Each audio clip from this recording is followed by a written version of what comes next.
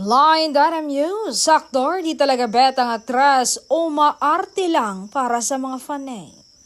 Naku, ang sakit.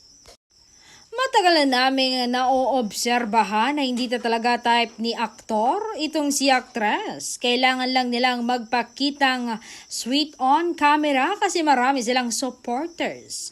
Ito ang chika ng fans ng magka-love team. In fairness, ang dami-daming supporters naman talaga na magka-love team na kahit hindi sila magkarelasyon ay okay lang basta't makitang sweet sila sa harap ng camera. Paano naman kapag off-camera? Tanong namin sa fans na solid supporter sa aktor at aktres. Pansin namin na hindi sila masyadong nag-uusap pag kailangan maitanong o pag-briefing saka sila nagkakausap. Pero pag wala ng camera, wala na.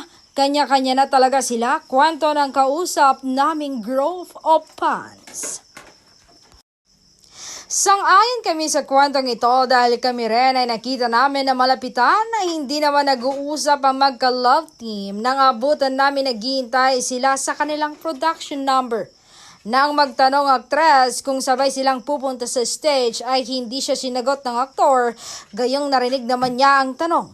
Hanggang sa tinawag sila ng taga-production at hayon nauuna ang aktor, nakasunod lang aktres at nang malapit na sa studio at may nakaabang sa TV camera sa dadaanan nila ay bigla silang nag-holding hands while walking at nakangiti sa lahat.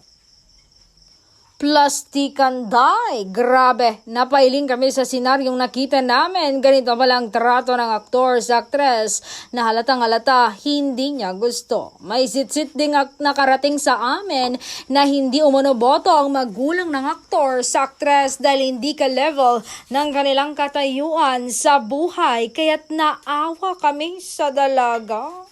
Ala, sinich-itay na love team na ito. Anong hula nyo? I-comment mo na sa ibaba.